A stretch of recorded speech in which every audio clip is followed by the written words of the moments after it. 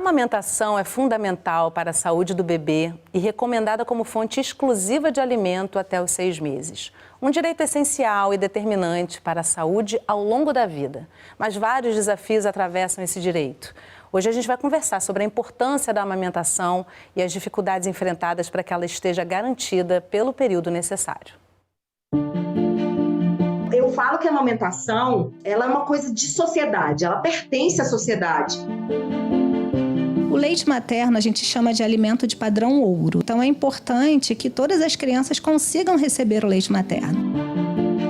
Para uma mulher conseguir amamentar, ela precisa de uma creche empenhada, de um empregador que esteja empenhado, de uma família que queira incentivá-la, de uma política pública. Então, se ela não tem nada disso, ela vai ter que compensar com o seu próprio esforço. Por exemplo, entregadora ou motorista de aplicativo, se ela trabalha, ela recebe. Se ela não trabalha, ela não recebe. Hoje o trabalho tem 4 meses de licença maternidade, mas aí eu vou e falo com a mãe que ela tem que amamentar pelo menos 6 meses exclusivo. Como? Comigo no estúdio hoje, conversando sobre amamentação, Daniele Aparecida da Silva, coordenadora do Banco de Leite Humano do Instituto Nacional de Saúde da Mulher, da Criança e do Adolescente Fernandes Figueira, o IFF da Fiocruz. E com a gente também aqui no estúdio do Canal Saúde, Marcos Renato de Carvalho, pediatra, professor da UFRJ e editor do portal aleitamento.com. E participando da conversa remotamente, Marcos Pedrosa, diretor do Departamento de Gestão do Cuidado Integral do Ministério da Saúde. E a gente adora quando você participa de casa me mandando perguntas, dividindo a sua experiência com a gente. Eu recebo aqui pelo WhatsApp 021 99 701 8122 ou pelas redes sociais do Canal Saúde, então não deixa de participar. Daniele, Renato, Marcos, que bom poder reunir vocês aqui para um tema sempre importante, né? Vou começar com você, Daniele. Assim, a gente tem uma importância enorme no investimento nos bancos de leite, né? Eu queria que você começasse trazendo esse tema introdutoriamente. A gente vai ter aí um bloco inteiro para falar de banco de leite, mas assim, hoje, como é que está a política de investimento nos bancos de leite? Como é que você percebe? Bem, o investimento, né, nos bancos de leite, eles são uma política pública. O Brasil tem a maior rede de bancos de leite humano e postos de coleta de leite humano. E eles fazem parte de uma grande engrenagem em nosso país, que são essas políticas de apoio ao aleitamento materno, né? E como tema de hoje, né, a gente está olhando para a amamentação. Muitas das pessoas que estão assistindo o programa pensam, banco de leite, é um lugar onde eu posso doar o leite? Não, os bancos de leite são casas de apoio à amamentação. Ele também está de portas abertas a todas as mulheres da sociedade, desde a gestação, desde aquele momento que você, né, tem a certeza da concepção e começam a surgir essas dúvidas, o que eu vou fazer, como é que é amamentar, será que eu tenho peito para amamentar, né? Elas já podem buscar um banco de leite próximo da sua residência, porque tem uma equipe que está lá para prestar essa atenção em aleitamento materno. Marcos, já vou encaminhar para você, mas antes eu queria fazer uma pergunta aqui para o Renato. São políticas que já começam a existir lá nos anos 40, junto com a criação do Ministério da Saúde, né? E evoluem muito. Hoje a gente já sabe o tamanho da importância da amamentação, inclusive por um período prolongado, e a gente vê mulheres lutando bastante para ultrapassar esse período de 6 meses, né? A recomendação é a amamentação até 2 anos ou mais e de forma exclusiva até o 6º mês. Só que a gente precisa lembrar que a amamentação, apesar de ser natural, não é inato ou instintiva na espécie humana. Daí a importância desse tema ter esse espaço. Há uma cultura, há uma habilidade que precisa ser aprendida para que a amamentação tenha êxito. E outra coisa interessante é que a amamentação não é grátis. Esse é um trabalho reprodutivo feminino muito custoso para a mulher e ela não consegue fazer isso sozinha. Por isso que é muito importante a gente convocar uma rede de apoio que começa na família, na comunidade, no trabalho e na sociedade.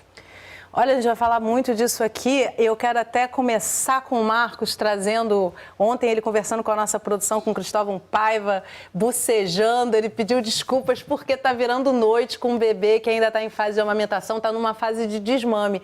E aí eu estava dizendo aqui antes de começar o programa o quanto é importante a gente naturalizar o bocejo paterno, né, Marcos? Para que o pai esteja ali realmente corpo presente, participando desse momento, para dar esse suporte que o Renato está trazendo aqui pra gente, né? É verdade. Olá, bom dia a todos e todas que estão aí no estúdio no Rio de Janeiro. Inclusive, antecipadamente, já peço desculpa. Hoje a noite foi um pouco melhor, mas se eu bocejar aqui, vocês já sabem que tem a ver com isso, tá? Não é desinteresse com a conversa, não. É uma pauta que é muito importante. O tema da amamentação, né? O tema do aleitamento materno e da alimentação complementar saudável é um dos eixos que organizam, um dos 7 eixos estratégicos que organizam a Política Nacional de Atenção Integral à Saúde das Crianças. Então, para a gente dar essa visão maior, né, da política de saúde, do que o SUS abarca, a gente tem 7 eixos dessa política e um deles está relacionado o aleitamento materno e alimentação complementar saudável.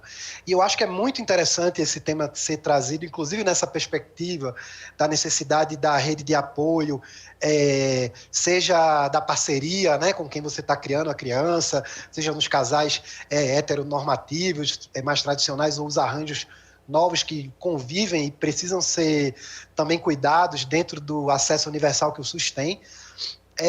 Perceber que isso está dentro do que hoje está se chamando de políticas de cuidado.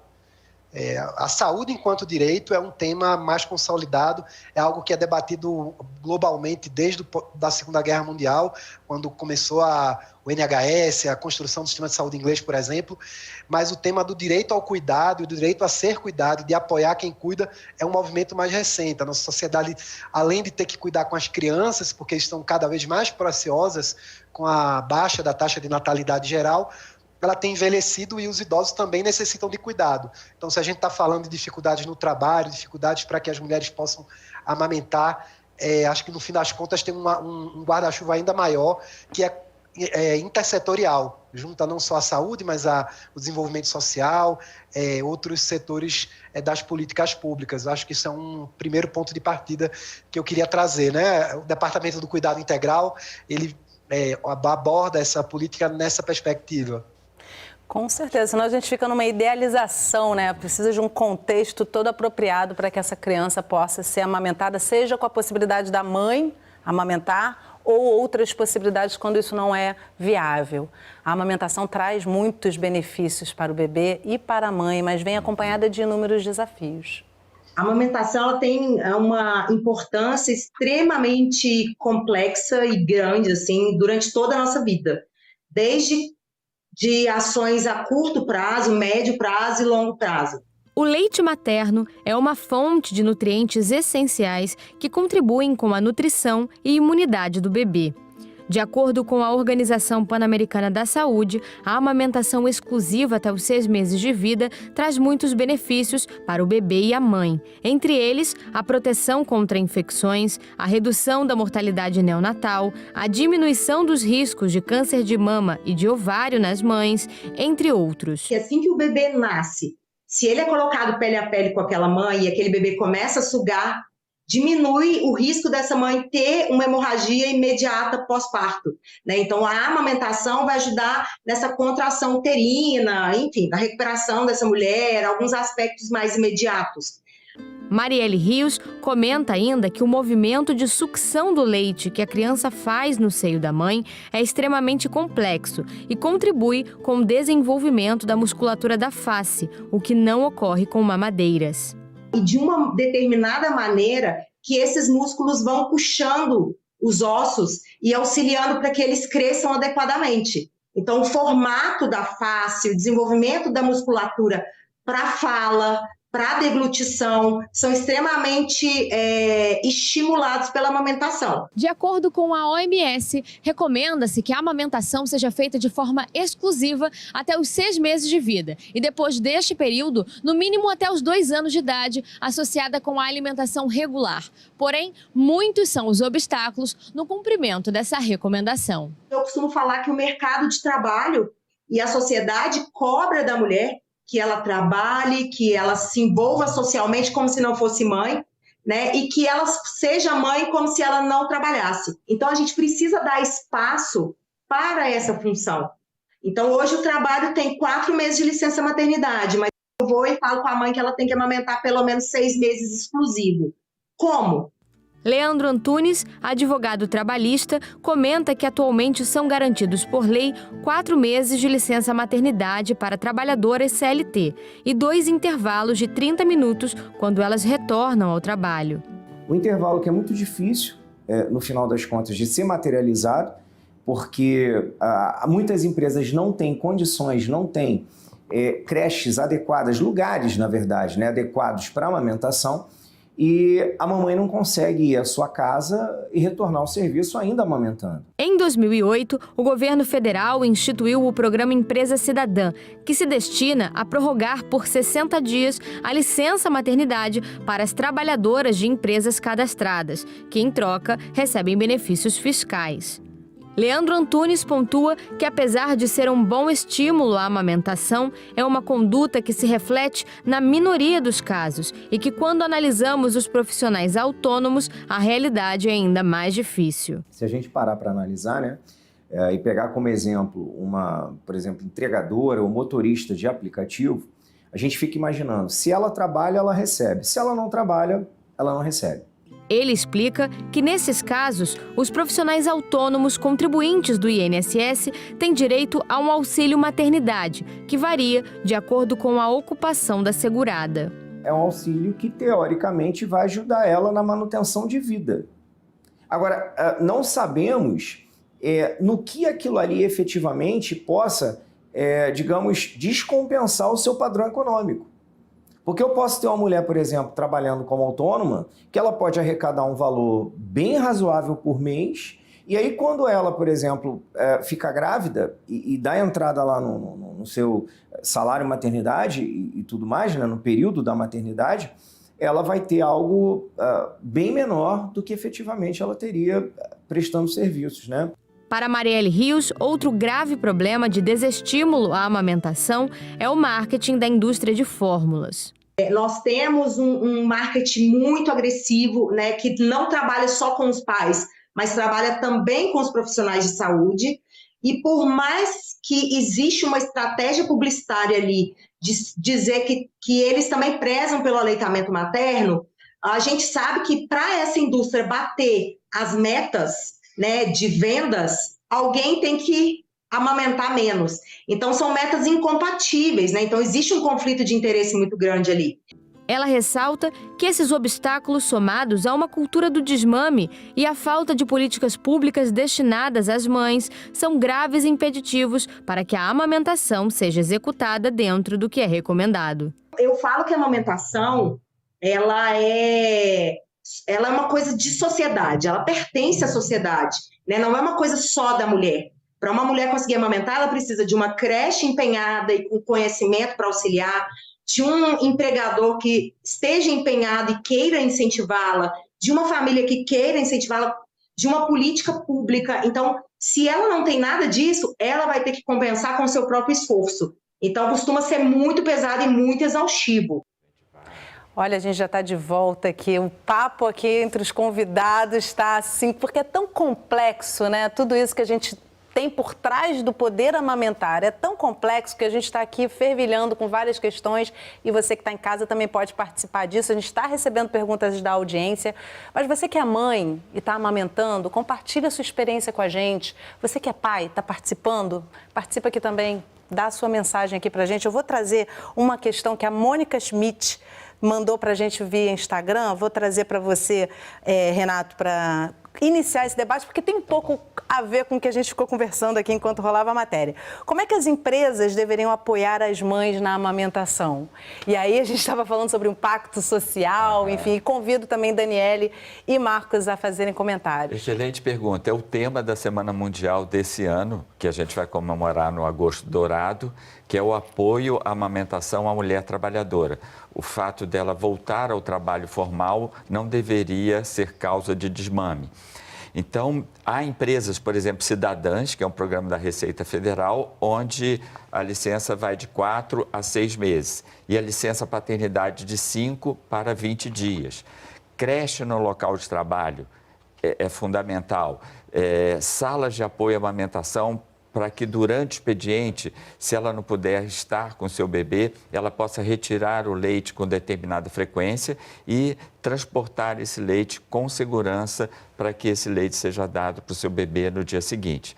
Então, as empresas estão percebendo que isso não é um gasto, é um investimento, porque as empresas que são cidadãs, que têm esse apoio à lactante, elas se sentem mais acolhidas e diminui o absenteísmo, porque os bebês adoecem menos, e elas se comprometem mais e trabalham até mais porque estão menos preocupadas em abandonar seus bebês.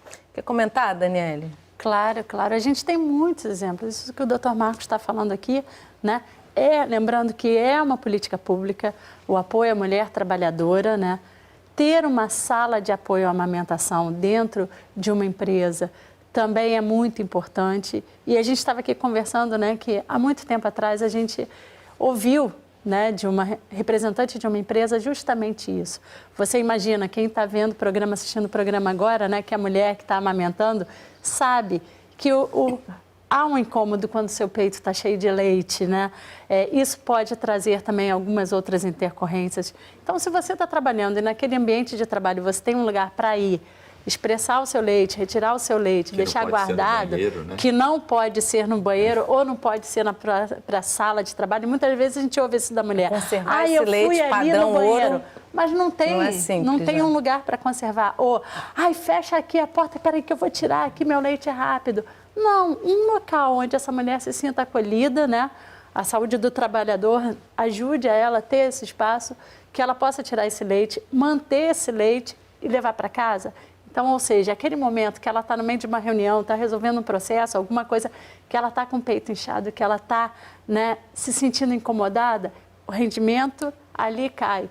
E também, se ela tem a certeza, né, que ela pode levar o melhor alimento para o filho dela no dia seguinte, para quem está cuidando desse bebê, né, alimentar ele, é uma mulher que ela trabalha mais tranquila, ela vai render mais, né? Ela às vezes pode até ser, vou ter uma reunião mais prolongada, sem problema, porque ela está sendo acolhida naquele momento.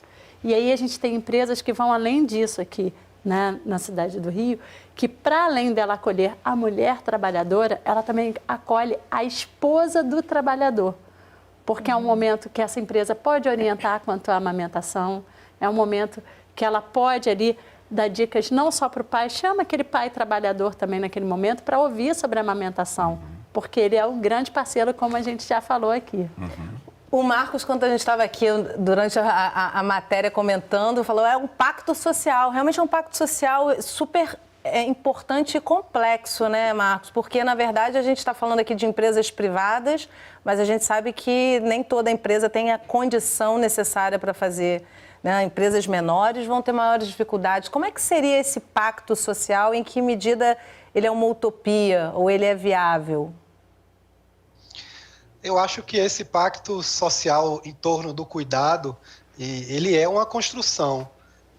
A sociedade brasileira tem, a partir dos seus do que há de melhor no termo da discussão de direitos mundialmente debatido, a gente tem tentado trazer isso para a nossa Constituição, para o marco legal. Não é à toa que a Constituição de 88 é a Constituição cidadã. Óbvio que nada disso é pacífico, né? E é consenso completo na sociedade, mas a gente precisa tratar desse tema com essa transparência, de forma que toda a sociedade se envolva não só com a produção, com o trabalho produtivo, mas com o trabalho reprodutivo. E aí, por trabalho reprodutivo, eu estou usando um conceito que fala da reprodução da vida, não somente da procriação. Ou seja, o cuidado doméstico, o cuidado com os frágeis, seja idosos, adoecidos, crianças, pessoas com discapacidades. Então, a Seguridade Social, ela, em alguma medida, é esse pacto expresso na nossa legislação. E a gente precisa avançar nisso, seja enfrentando o preconceito contra as mulheres, que no mercado de trabalho muitas vezes vão ganhar menos para a mesma posição, ou quando estão numa entrevista de emprego é perguntado se tem filhos ou se já amamentam, isso é usado como critério de discriminação para ingresso dela, ou para simples demissão quando expira o prazo legal que as mulheres têm de estabilidade garantido pela consolidação das leis do trabalho, né, de 5 meses após o parto, né? Então, é um pacto social nesse sentido. Existe uma legislação, óbvio que o governo precisa criar políticas indutoras, precisa apoiar que essas ações aconteçam. A gente já passou a viver algum prolongamento da licença paternidade, e esse tema, no caso, no Brasil, ele ainda precisa avançar bastante, né? Acho que isso é algo nesse sentido. O Ministério da Saúde, ele tem políticas nessa área. Importante lembrar que temos mais de 50 mil equipes de saúde da família espalhadas por todos os mais de 5.700 municípios brasileiros e que, entre as suas atividades, realizam apoio à atividade pré-natal, apoio ao cuidado pré-natal, aliás, e apoio também a dúvidas relacionadas à lactação. Precisamos, sim, estreitar os laços dessas equipes com os próprios bancos de leites das maternidades do território. Já é uma prática comum hoje no SUS que as equipes de saúde da família, por exemplo, programem visitas guiadas às maternidades públicas, que vão ser a maternidade de referência daquela gestante. Então, isso pode avançar também para que essa aproximação se dê no campo de leite, para que as unidades possam ser pontos também de coleta, ainda que itinerantes, para a coleta de leite materno como forma de popularizar esse tema nas comunidades. Então, assim, a gente tem muito espaço aí para a criatividade do próprio poder público no aperfeiçoamento de políticas indutoras. O próprio transporte do leite materno, que na matéria aparece como algo direto do banco de leite, tem cidades ou estados do Brasil que isso acontece por meio de acordos ou de apoio do Corpo de Bombeiros. Então, usar de soluções locais, né, fazer com que a gente fortaleça parcerias público-públicas também, além de público-privadas e com a sociedade civil, em torno do tema do apoio à amamentação em local adequado. Por exemplo, aqui no Ministério da Saúde é algo bastante que dá muito orgulho. Não sei se a Daniela já visitou, né? O IFF é uma entidade super parceira do Ministério. Não sei se ela já teve a oportunidade de visitar aqui, mas a gente tem uma creche, uma sala de alimentação aqui no Ministério para as trabalhadoras do SUS. Tem que dar um exemplo, e né? É importante que a gente... Ótimo. Exatamente, é importante que isso se popularize, né? Muito a bom. gente tem uma rede de hospitais amigos da criança que a gente precisa expandir muito. Então, acho que o papo aqui a gente vai... como é um tema apaixonante, né? A gente vai se empolgando, querendo trazer mais elementos e acho que é nessa direção que o Ministério se coloca nesse novo momento. É muito interessante pensar nisso. Agora, eu queria trazer para a gente aqui uma questão, tentando ser cuidadosa, porque a pandemia foi algo extremamente grande e complexo, né? Mas hoje muitas pesquisas começam a mostrar a importância da amamentação, como já foi citado várias vezes, para o longo da vida, né? E pesquisas demonstram que a produção do microbioma, que é um contexto de ambiente para uma saúde estável ao longo da vida, começa na gestação, no parto e na amamentação, né, Daniele? O que a gente já sabe sobre isso e o quão importante é a gente começar a perceber que saúde vai além, lógico, é importantíssimo que a gente tenha uma indústria farmacêutica potente num momento de pandemia, mas que a saúde começa antes disso, né? Bem, antes disso, né? Na gestação já esse contato ali, mãe-bebê tão intrínseco, a mãe já vai passando, né, a memória imunológica, já vai passando a alimentação em si para o bebê, né? E como você trouxe a pandemia, né? Durante a própria pandemia a gente começa ali aquele boom de pesquisas e uma pesquisa voltada ali para a mulher, né? Que amamenta, que a amamentação era seguro e que na amamentação ela passava os fatores de proteção para o seu filho, né? E não somente isso, né? Com as pesquisas sendo tão mais refinadas atualmente, a gente vê que inúmero dos compostos do leite humano que a gente pensava que eram compostos de nutrição, vão para além disso, né? Eles nutrem, eles protegem, eles ajudam no desenvolvimento, eles trazem essa memória, né? Essa ecologia onde essa família, e principalmente a mulher, né, viveu a vida toda, ele passa para o bebê essa história. Então, como a gente estava dizendo aqui, né, e como a gente gosta de falar, a amamentação é um híbrido cultura, né, sociedade. A gente, num primeiro momento, a gente traz a importância da sociedade reconhecer a importância do aleitamento materno e permitir que a mulher exerça essa amamentação como um todo, mas esse híbrido que a gente pensava muito tempo atrás que era só o nutrir, não, ele vai para além disso. Ele é responsável realmente pelo crescimento e desenvolvimento desse cidadão que nasce aqui no momento do parto. E aí, Renato, a gente tem a Marielle Rios falando sobre que a amamentação pertence à sociedade, né? Ou seja, num momento de pandemia, a possibilidade de resposta dessa sociedade, dessa comunidade que é mais saudável, faz diferença para todos, né? A mulher que amamenta deveria ser reconhecida como uma trabalhadora social, porque ela não está só protegendo o seu bebê, está protegendo um futuro cidadão, né? E agora, por exemplo, a gente está na época da vacinação de gripe. Se essa lactante toma a vacina de gripe, ela passa os anticorpos para esse bebê, protegendo contra a gripe, porque o bebê menor de 6 meses não pode tomar a vacina. Isso aconteceu na Covid também. Então, a gente tinha essa ideia que o leite materno era um nutriente perfeito, um alimento funcional, mas agora a gente tem certeza que ele é um imunomodulador. Quer dizer, ele é um probiótico, um simbiótico, ele não é estéril, ele passa umas bactérias do bem que combatem as bactérias patológicas.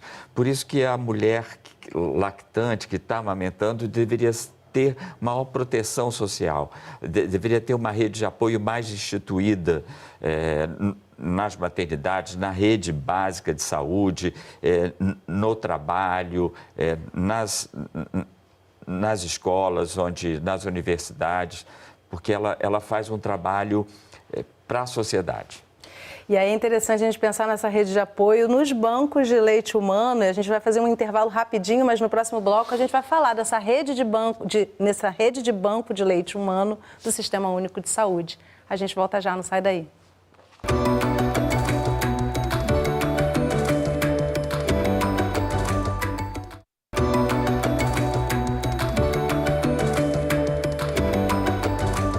Sala de Convidados está de volta conversando sobre amamentação. Comigo no estúdio para essa conversa, Daniele Aparecida da Silva, coordenadora do Banco de Leite Humano do Instituto Nacional de Saúde da Mulher, da Criança e do Adolescente, Fernandes Figueira, o IFF da Fiocruz.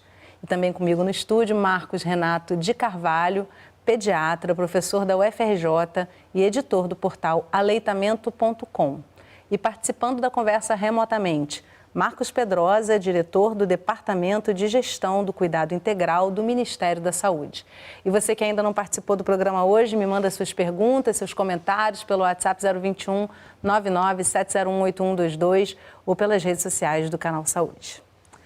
Amamentar nem sempre é algo possível, seja por uma questão fisiológica ou estrutural, e é nesse momento que a rede de banco de leite humano do SUS mostra sua importância. Uma referência mundial que contribui com o combate à desnutrição e à mortalidade neonatal. Nós acompanhamos um dia da coleta domiciliar de doação de leite materno da maternidade Leila Diniz, localizada na zona oeste do Rio de Janeiro. A Ana Paula, chefe do banco de leite da maternidade, foi até a casa da Daya Luz, de onde saíram 16 potes cheios. Quando eu comecei já a amamentar e ver que estava dando muito leite, vazando muito leite, eu falei assim, não posso jogar fora, né? Eu tenho que doar esse leite, porque é uma judiação. E aí eu pedi para minha pediatra da minha filha, né, para ela me dar um contato. Ela deu o contato. Eu já entrei na mesma hora em contato com a Ana Paula e aí ela já me passou os procedimentos, como que eu deveria proceder com o armazenamento do leite, trouxe todos os vidrinhos para mim. Daya conta que diariamente congela cerca de 2 copos de 200 ml para doação. Toda semana a enfermeira vem me trazer os vidros e aí eu passo a semana inteira armazenando esses vidros com o leite e aí na semana seguinte ela vem buscar e aí me traz mais vidrinhos e aí é um processo, toda semana é esse processo. Depois de armazenados em temperatura ideal, os frascos são levados para o banco de leite da maternidade, um dos 222 espalhados pelo país. O leite vai chegar na unidade, a gente vai observar o vidro, né, se ele está em todas as condições higiênico-sanitárias. Esse leite ele vai poder ficar armazenado por até 15 dias, que é o prazo máximo que a gente tem para fazer o processamento. Antes dele completar 15 dias, a gente vai fazer o processo de pasteurização no leite. Depois desse processo, ele fica numa estufa por 48 horas. Não tendo nenhum crescimento microbiológico, ele já pode ser destinado para as crianças que estão internadas na unidade neonatal. A Geisilane precisou do banco de leite para o filho recém-nascido. Ele teve icterícia e foi tratado na unidade. Ela conta que não teve produção suficiente de leite logo que o bebê nasceu. Assim, se acho que não tivesse esse leite, a gente não sabe como é que nós ia deixar os nossos filhos aqui, né? Então é uma coisa boa, assim, para eles e pra gente também, que deixa a gente mais tranquilo. Agora eu já tô dando peito para ele, a gente já vai descer pro quarto e tá no peito agora. Logo, logo vai estar em casa. Logo, logo estamos em casa, se Deus quiser. Toda mulher que amamenta é uma possível doadora de leite humano. Basta ser saudável, não tomar medicamentos que interfiram na amamentação e ter excedente de leite. Com apenas um pote de 200 ml, é possível ajudar na alimentação de até 10 bebês prematuros. O leite materno a gente chama de alimento de padrão ouro, né? Então é importante que todas as crianças consigam receber o leite materno. Só que muitas das vezes a mãe do próprio bebê não consegue fazer essa ordenha ou está com uma produção ainda pequena. E aí é importante que outras mães que tenham excedente de leite possam doar. É importante dizer que a gente sempre está precisando de doação de leite, né? Então, todas as mães que tiverem excedente de leite, que forem saudáveis, elas podem procurar o banco de leite. Olha só que coisa interessante a gente falar dos bancos de leite, né, Daniela, assim, que é uma política importantíssima e eu quero saber por que o Brasil é referência nesse sistema. Bem, como a gente viu aqui, né, a Ana Paula, da maternidade Leila Diniz, o Banco de Leite indo buscar essa doação, e é o que a maioria das pessoas pensa quando pensa em banco de leite. Banco de leite, doação de leite para bebês prematuros.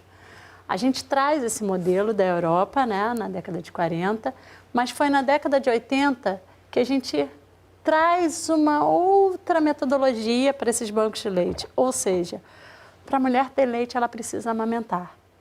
E essas mães também que recebem, né, essa doação, os prematuros que recebem, a mãe desses prematuros, elas também precisam sair da maternidade amamentando. Então, a gente decide trazer as mulheres para o centro da cena e trazer esse apoio à amamentação, que tanto a gente estava falando aqui, né, para dentro do banco de leite. Né? Então, foi a grande mudança desse modelo de banco de leite, trazer esse olhar para a mulher, esse apoio para a mulher. Então, a gente sabe, né, se a gente anda nas ruas, a gente vê mães amamentando, mulheres gestantes, existem dúvidas, existem intercorrências, e são essas intercorrências, essas dúvidas, né, que muitas das vezes fazem com que essa mulher desista. Então, por que não trazer para dentro do SUS um serviço que apoie essa mulher, que trate essas intercorrências, que escute essa mulher? Porque muitas das vezes o que ela tem, e novamente a gente trazendo a cultura, a sociedade, né?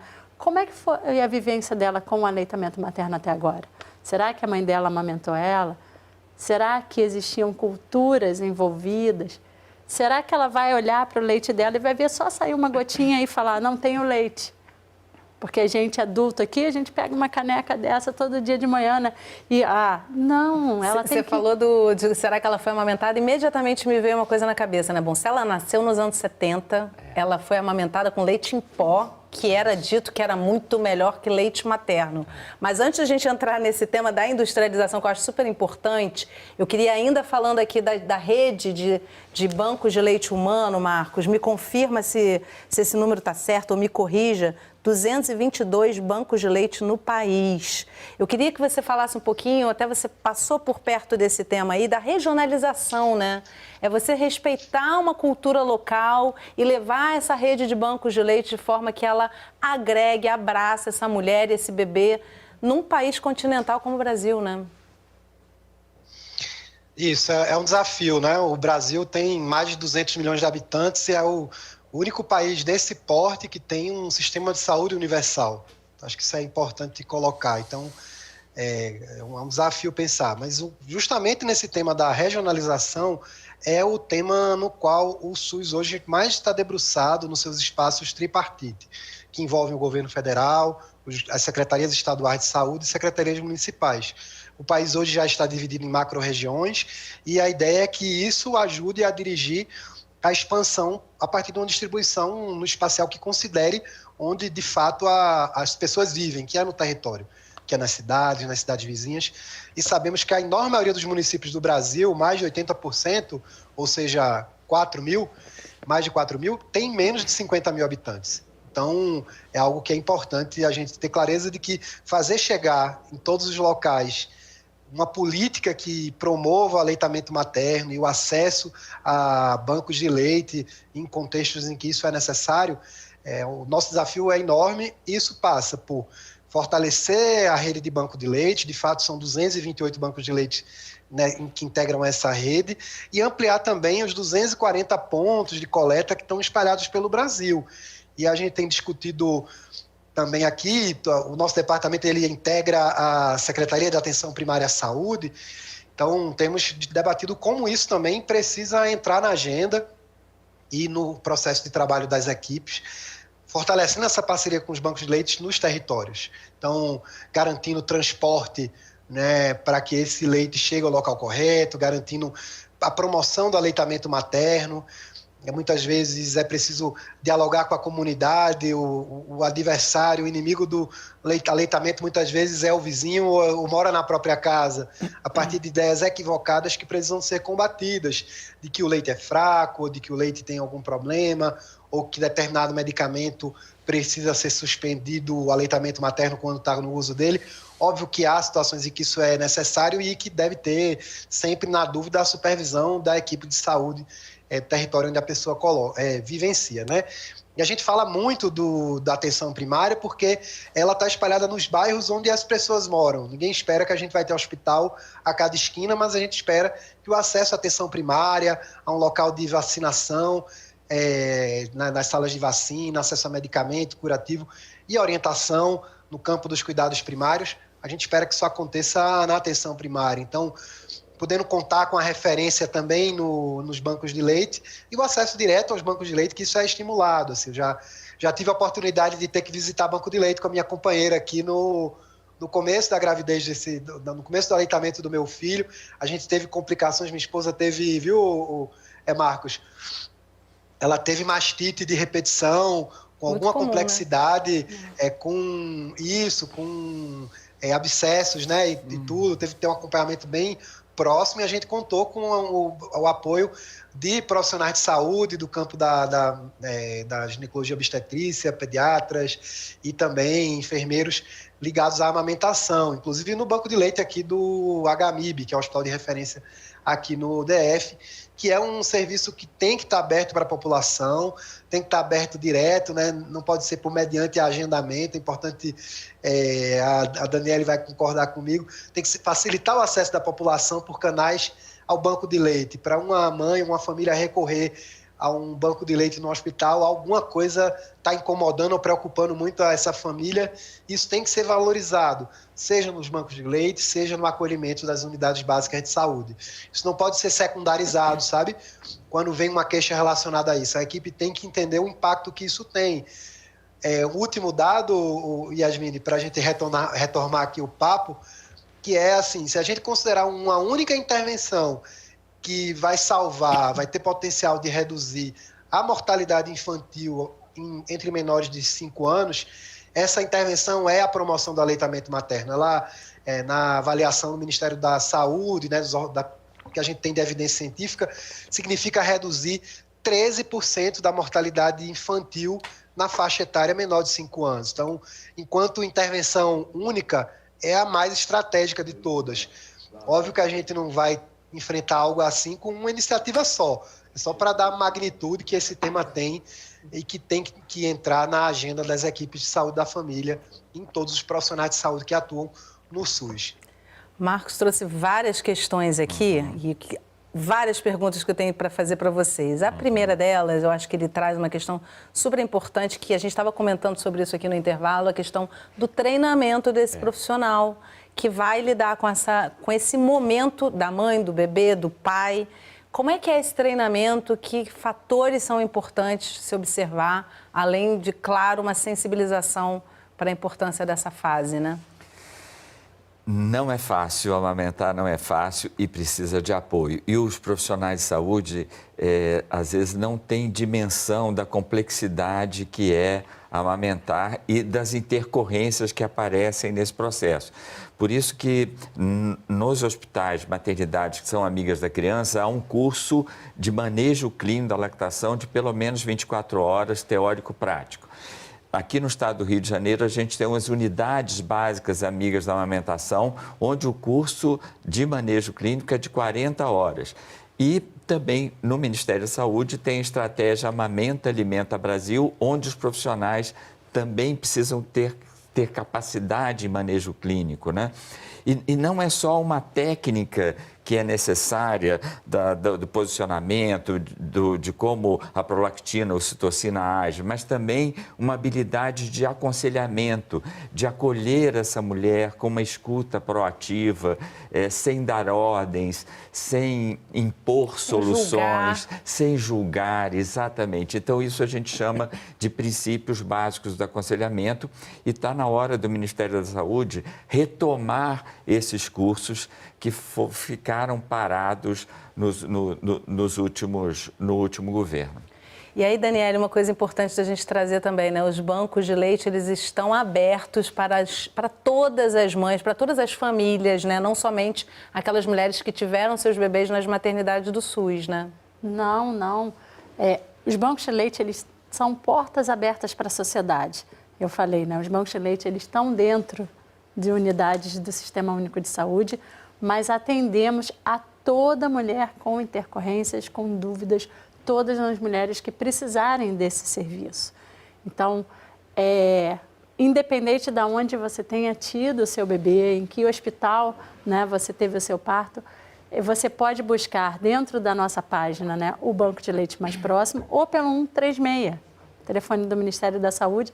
Você fala onde tem um banco de leite mais próximo, eles vão lhe orientar. No nosso país, a gente tem pelo menos um banco de leite por estado, né? Sendo o estado que tem a maior rede, né? Que já passou dos 50 bancos de leite nesse estado, é São Paulo. E em Brasília, a gente tem uma rede que a gente chama de uma rede autossuficiente, ou seja, ela coleta um número, né? Além de atender diversas mulheres ali da sociedade, ela coleta um volume de leite capaz de atender todos os prematuros internados, ou seja, essas unidades onde tem um banco de leite, elas não utilizam a fórmula, somente o leite doado, né?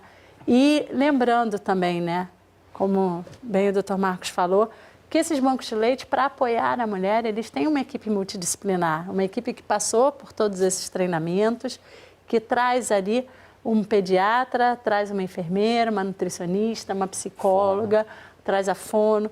Então, é uma equipe multidisciplinar voltada para a amamentação, para o cuidado dessa família, que, como a gente vem dizendo, não é só a mulher, né? O pai também tem as dúvidas, se a avó está apoiando, então ali todo mundo pode escutar e conhecer um pouco mais esse processo para apoiar essa mãe nesse momento. E é importante a gente incentivar essa doação, né? Porque aí eu trago uma pergunta, assim, vamos olhar para esse cenário sabendo que seria impossível contar com doações nesse momento para todas as mães e bebês que não têm condição de amamentar naturalmente. E aí a gente entra na questão da industrialização, cria-se um campo aí para o aleitamento artificial.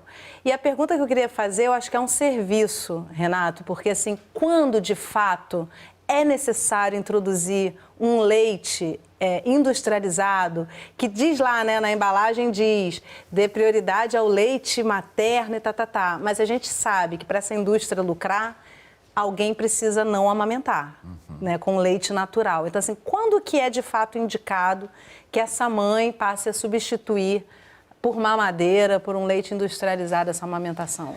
Excelente. Potencialmente, todas as mulheres podem amamentar, porque, inclusive, a gente faz isso, indução à lactação ou lactação adotiva. Mesmo aquela que não gestou e não pariu, a gente tem uma técnica de induzir a produção de leite com a sucção do bebê, que é o maior estímulo para a produção de leite. Há razões médicas aceitáveis, inclusive tem esse protocolo do Ministério da Saúde para prescrição da fórmula. E são raras. Uma mãe com HIV, uma mãe com HTLV, ou tomando uma medicação de quimioterapia. Então, mas são raras as exceções. A gente pode dizer que são 5% de razão médica aceitável, real, para introduzir uma fórmula infantil. Então, antes de introduzir uma fórmula infantil, consulte um profissional capacitado em amamentação para ratificar se realmente é necessário ou não esse complemento.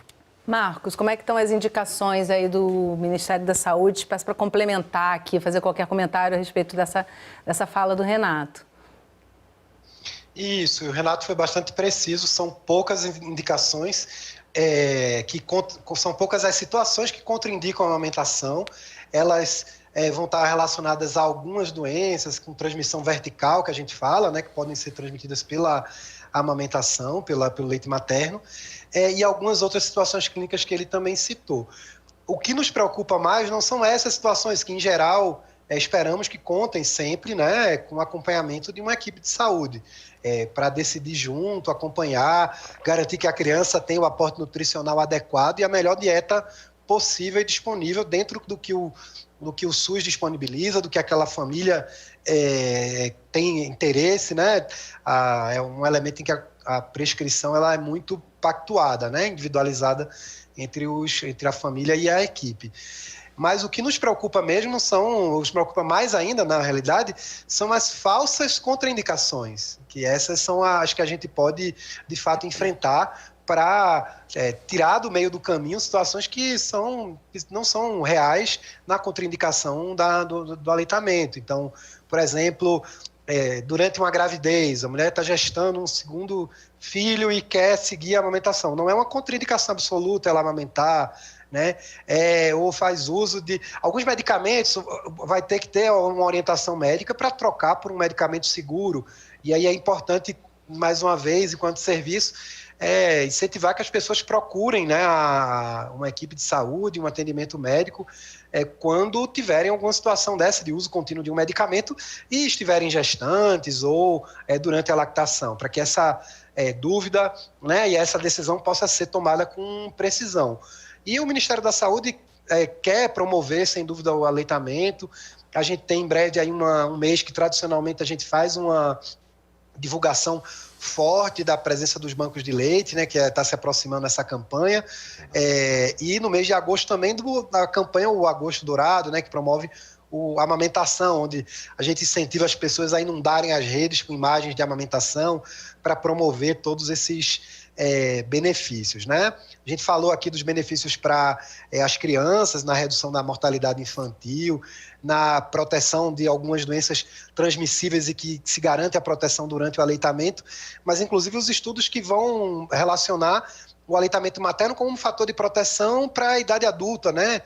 Pensando que a gente está fazendo um acompanhamento de crianças que esperamos que cheguem aos 100 anos, dessa geração. Se nós formos bem-sucedidos... Se tiver amamentada, né? Isso. É bem mais possível. Exatamente. Isso aí tem pesquisa, não falta pesquisa para comprovar, né? Fala, Renato. Exatamente. Isso mesmo. Diabetes, hipertensão, né?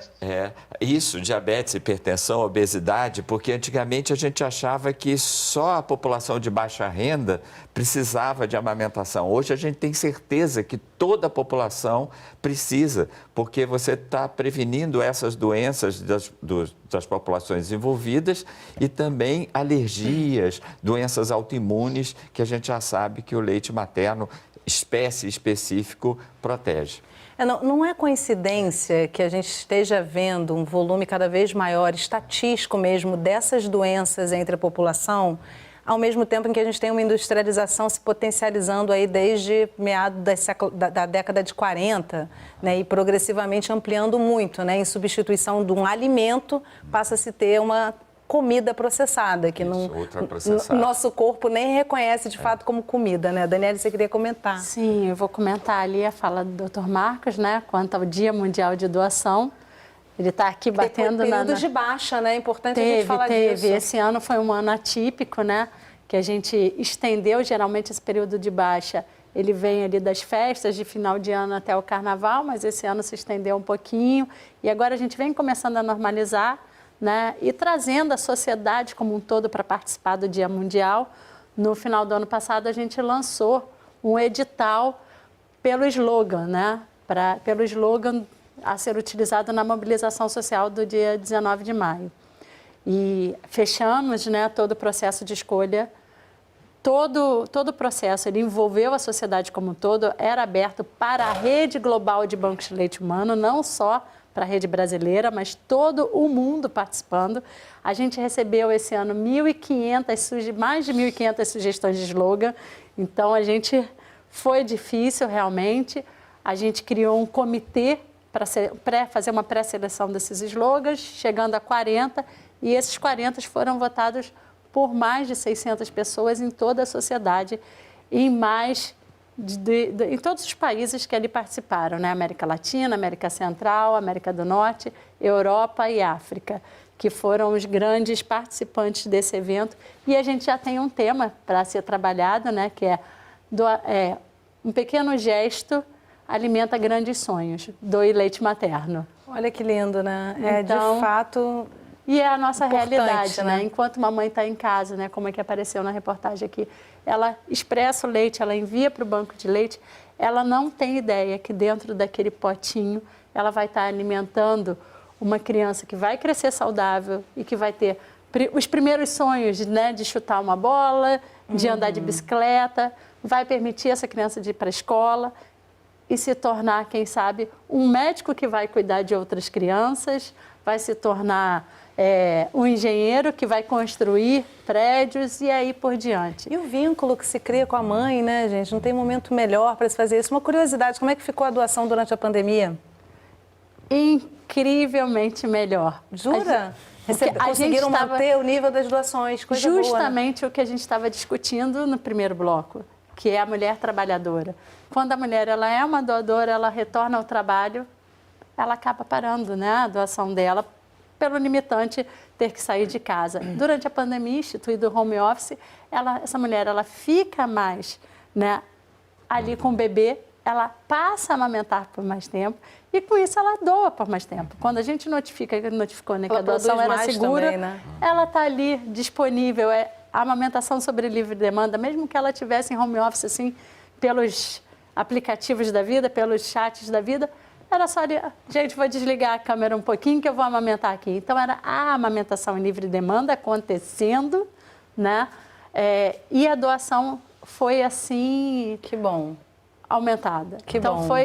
foi uma coisa boa durante um tempo tão ruim que a gente teve. Que bom. Marcos, a gente está encerrando o programa. Eu queria palavras finais aí que incentivem as mulheres que podem amamentar e a sociedade a se reunir em torno desse objetivo, né, desse apoio. Então, queria primeiro agradecer ao espaço aqui do programa. Acho que o tema é muito relevante e o primeiro passo é justamente esse, a gente falar sobre para além de um tema técnico, mas para um tema de cuidado e que entre no cotidiano da vida das pessoas. Todo mundo quer ter uma vida boa como a vida de qualquer pessoa, né? Então, pensar que a amamentação é essa garantia para uma vida saudável, é um passaporte para uma vida saudável, é um passaporte também para o respeito, é um marcador do respeito aos direitos das crianças e das mulheres. Então, é algo que a gente precisa favorecer. E naturalizar o bocejo pela noite do aleitamento, né? Do desmame, acolher, né? Garantir que as pessoas não sofram discriminação por suas obrigações de cuidado. Acho que isso é importante, é um tema que a gente fala rindo, porque é algo que a gente vivencia com amor e é isso, é do cotidiano, mas se reveste de algo muito sério, não minimizar o tema do cuidado, trazer isso como central para que a sociedade continue, né? Para que hajam crianças que virem adultos, a gente precisa cuidar de todos e todas nós. É nós por nós, acho que é isso. Com todos, e contem todos com as por equipes todos, de saúde né? da família. Exatamente. É E contem isso. com as equipes de saúde da família que estão no território e com a rede de bancos de leite. Eu queria citar aqui um comentário que uma amiga fez, ela em processo de separação do companheiro, disse que ele virou-se para ela e disse: eu não tenho peito para amamentar. Então o bebê nesse primeiro momento ele é praticamente só seu. E aí ela disse para ele: você não tem peito, mas você tem braços para me apoiar, você pode levantar de noite junto comigo, me apoiar nesse momento tão difícil, né? Então fica essa dica. E aí eu tenho uma mensagem aqui da Antônia, do estado de São Paulo, mandou para a gente pelo WhatsApp para você, Renato, para o professor Marcos. Sou fã dele e admiro o trabalho que ele realiza pelo aleitamento, né? O trabalho no aleitamento.com é bem reconhecido, super importante. Queria te pedir uma mensagem final para quem está em casa, se incentivar a ter esse olhar, né? Às vezes você não tem peito para amamentar, você não tem leite, mas você tem outras formas de contribuir para que a sociedade cresça no sentido de proteger essa criança e essa mãe, né? Há muitos anos atrás, a gente fez um slogan, o Ministério da Saúde divulgou, quem tem peito dá leite, quem não tem dá força, né? Então, por isso que a gente está tentando envolver os homens e tem também a Política Nacional de Atenção Integral à Saúde do Homem, que uma das linhas é o cuidado paterno, né? Então, a gente está tentando chamar o homem para dividir as tarefas domésticas, né? E a mensagem que eu recomendo é que procurem informação atualizada. E há mais fontes de informação. Por exemplo, a gente criou agora um aplicativo de aleitamento para mães e pais, para todos os sistemas de telefone celular. Então, é uma fonte segura para receber, tirar dúvidas e tem, inclusive, onde localizar os bancos de leite, onde pedir apoio. Então, procurem apoio, vale a pena esse esforço de buscar informações atualizadas. Com certeza, se trata da nossa saúde, da saúde das nossas crianças, né? Muito obrigada, Daniele, Renato, Marcos, que conversa boa e importante. Muito obrigada pela presença de vocês com a gente aqui no estúdio. E Marcos, lá do Ministério da Saúde, remotamente, é sempre muito bom poder contar com a presença de uma representação do Ministério da Saúde. E obrigada a você que acompanhou o programa de hoje aqui pelo Canal Saúde, um dos nossos canais parceiros. Se você quiser compartilhar essa conversa, entra lá no site do Canal Saúde, você vai encontrar um acervo com a nossa programação completa. E não esquece que semana que vem a gente tem mais um assunto relevante para dividir com você. Então, eu te encontro no próximo programa. Até lá!